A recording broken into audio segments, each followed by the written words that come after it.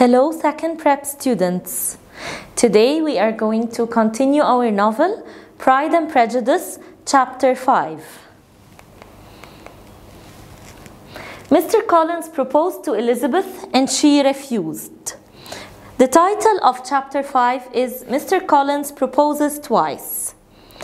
The next day after breakfast, Mr. Collins asked Mrs. Bennet for permission to speak privately to Elizabeth. When they were alone, of course, Mrs. Bennet was delighted.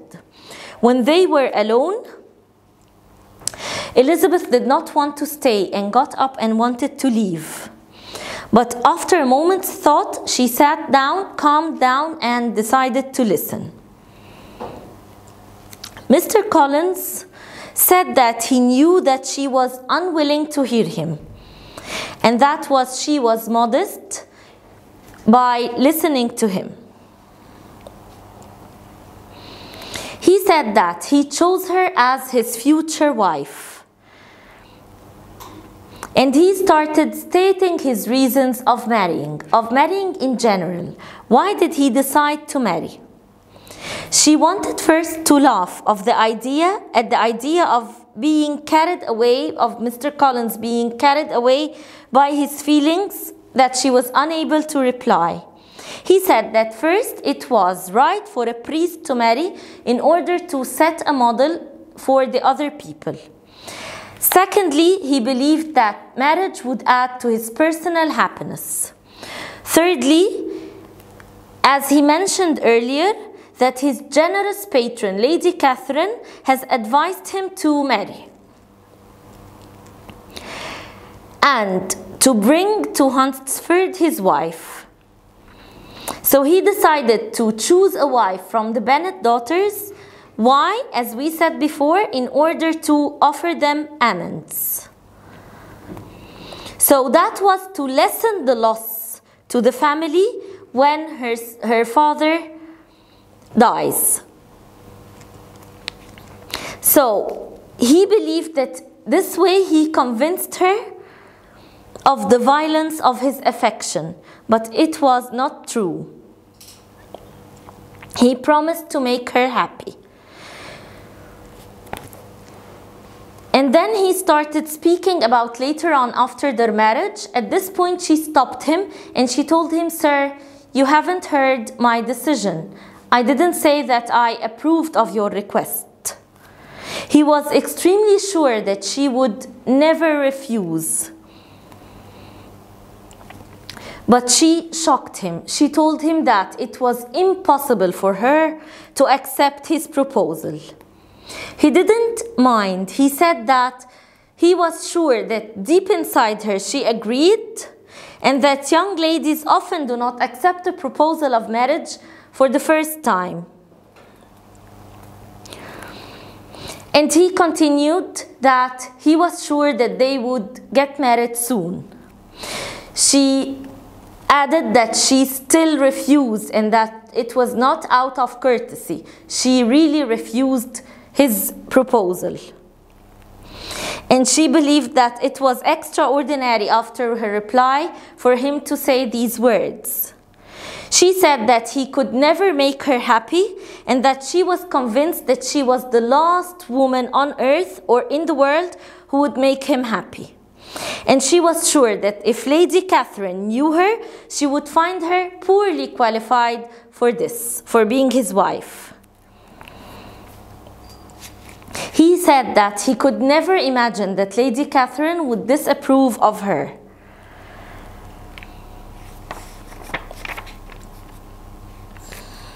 He kept on repeating his proposal and she kept on refusing, until finally she decided to leave the room silently. Mrs. Bennet had been waiting eagerly outside, and when Elizabeth left, she ran to him and she congratulated him.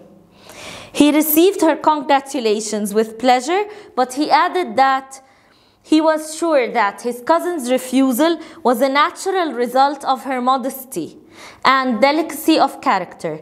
At this point, Mrs. Bennet was shocked. She got mad at Elizabeth and asked Mr. Bennet to interfere. She wanted Mr. Bennet to convince her of Mr. Collins as a future husband. She described Elizabeth as an obstinate and foolish girl, and that she would force her to accept him. Mr. Collins stopped at this, and he told her that if she was really obstinate and foolish, then she would not be a suitable wife for a man in his situation. She apologized and she said that it was only a misunderstanding. And she added that Elizabeth was only obstinate in a matter like that. And she said that she would see Mr. Bennet and they would definitely convince her.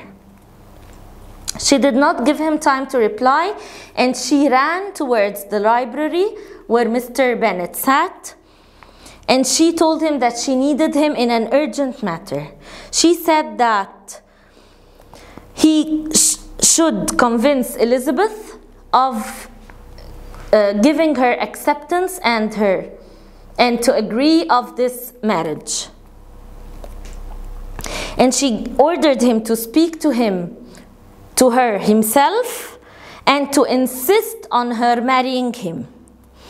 He told her, okay, call her in and I shall tell her my opinion. He didn't say his opinion. He only asked Mrs. Bennet to call Elizabeth for him and that he would tell her his opinion.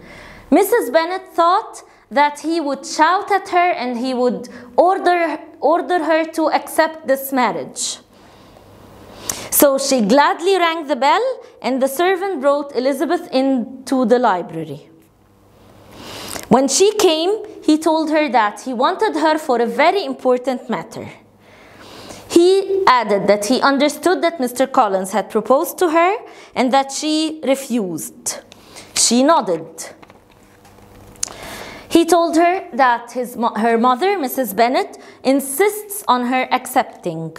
So she said, yes, or I'll never see her again. This is what Mrs. Bennet told her. If you refuse, you will never see me again. So he gave her a choice. He told her, you now have an unhappy choice to make. She had to choose between either her father or her mother. From this day on, she would be a stranger to one of her parents. So if she accepts this marriage, she would never see her father again. And if she refused that marriage, she would never see her mother again. So what does this mean? It means that he took her side. He refused Collins as a husband to Elizabeth. So he took Elizabeth's side. This made Mrs. Bennet extremely furious. After this, during that afternoon, Charlotte Lucas came to visit Elizabeth. When Mrs. Bennet saw her, she asked her to persuade Elizabeth to accept Mr. Collins. She begged her to do so, and she told her that she was the closest person to Elizabeth and that nobody else wanted to help her. She said that she would never be able to provide for Elizabeth after her father's death, and that she would never speak to her again.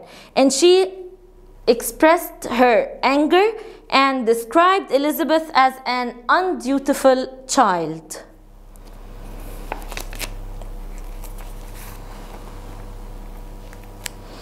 After that, Mr. Collins and Mrs. Bennet were both obliged to accept that fact, that Elizabeth would never accept Mr. Collins as a future husband. So all his long speeches and all his flattering compliments were suddenly transferred for the rest of the day from Elizabeth to Charlotte Lucas. She took on herself the trouble of listening to him. And all the Bennets were very grateful to her. The next day, Jane received a letter from Netherfield. She knew that the Bingleys returned to London and that they might not come back to Netherfield. The letter was sent by Caroline Bingley.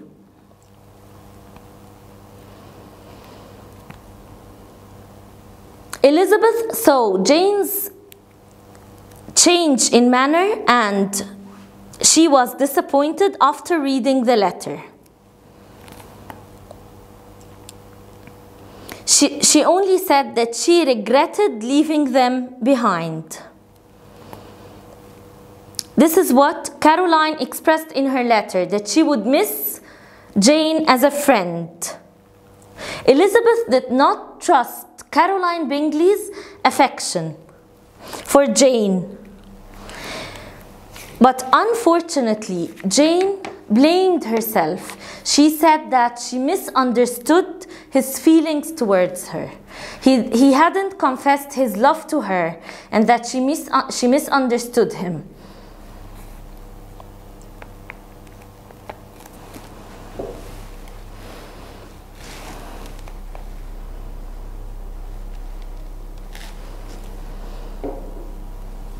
So here we know that Jane and Elizabeth had different feelings towards Caroline Bingley.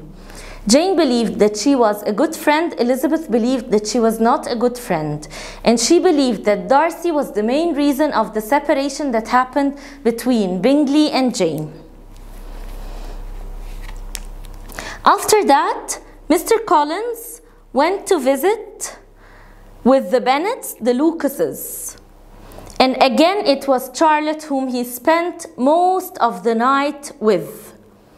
She gave him a chance to say his speeches and she listened to him affectionately.